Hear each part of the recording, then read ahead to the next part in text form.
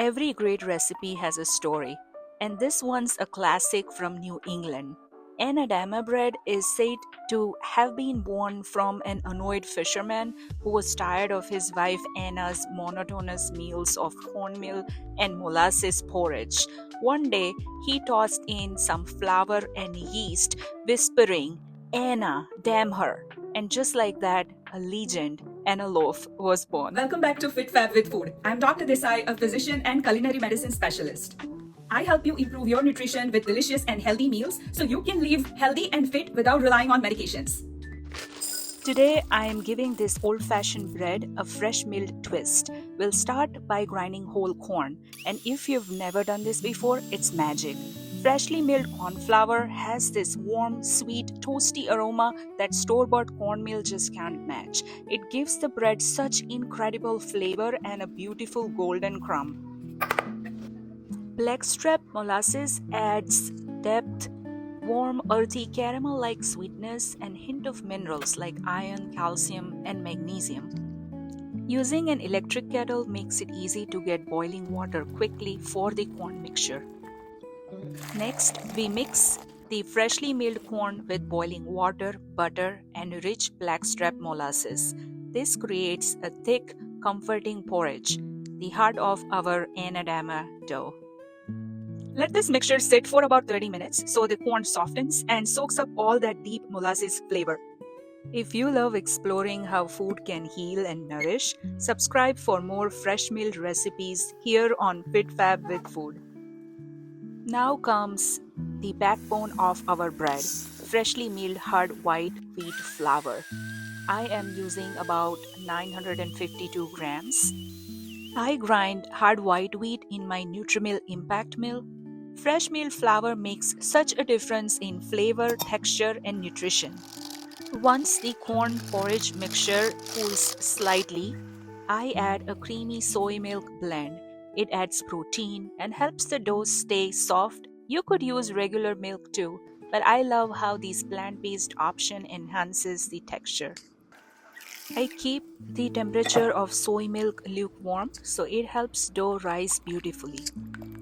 After mixing it, I add my fresh milled hard white wheat flour. If you are curious about fresh milled flour, I've got a video sharing my own story and tips for getting started. After adding the flour, I add instant yeast, kosher salt, and mix everything together. No kneading or stand mixture required here. Just mix until there is no dry flour left. The dough will be wet. It will come together soft and slightly sticky. Have you tried making no-knead bread at home? What kind do you like to bake? Share in the comments. I would love to hear. If you're curious, I also have a recipe for a soft, flavorful no-knead potato bread. Check that out if you want another easy homemade loaf. After spraying the bowl with the oil, I'll cover the bowl and let it rest for about an hour until the dough is double in size, airy and pillowy. I apply some butter to my loaf pans and add a layer of parchment circle. Here I am using a large size glass baking pan and a non-stick baking pan. Once the dough is risen, I gently turn it out, shape it into a ball, and let it rest. I coat my working surface with some oil. To prevent sticking, I also keep my hands oiled so the dough doesn't stick on my hands.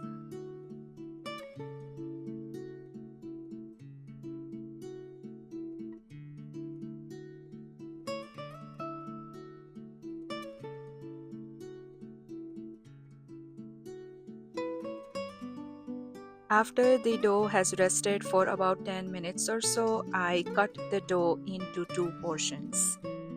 Then I shape each one into a ball and let it rest for some time. Because this is a no-knead bread, we don't spend time working the dough. We just mix until there is no dry flour left. But even a wet, soft dough benefits from a little shaping before baking. Gently turning it out and forming it into a loaf helps it rise evenly in pan, gives it a nice structure, and ensures a beautiful even crust.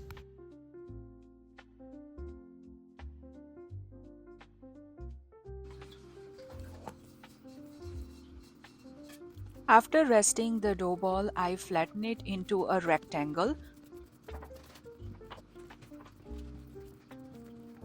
Fold the two sides towards the center to make a triangle.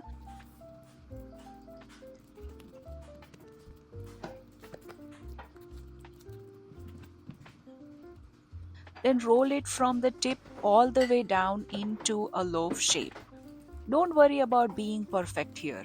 The goal is just to give it some structure so it fits nicely in the pan and bakes evenly.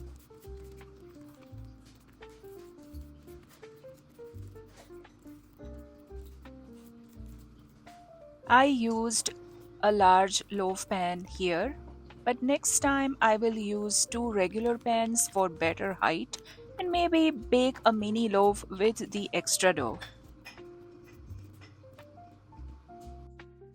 Here I'm repeating the same process for the remaining half of the dough.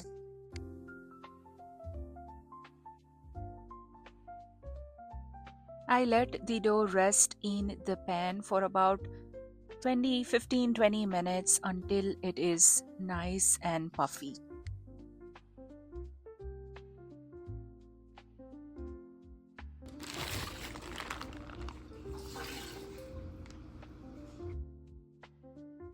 Before baking, I brush the tops with a bit of olive oil and sprinkle on some flaky sea salt.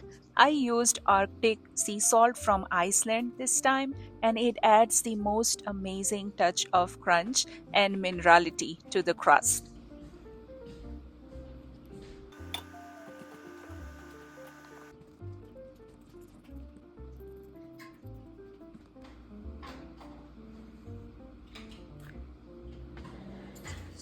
I baked the loaves at 375 Fahrenheit for about 40 minutes.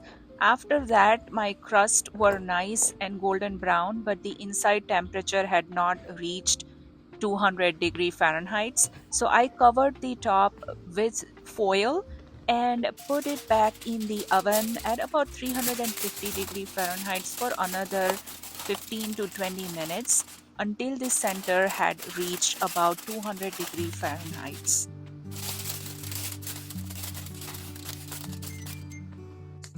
My kitchen smelled amazing when the bread was done baking. Freshly milled corn really takes this old fashioned recipe to a whole new level. So, if you have a grain mill, give it a try. You will taste the difference in every bite. You will find the full recipe in the description below. And if you have any questions, tips, or want to share how your loaf turned out, drop a comment. I love seeing your creations.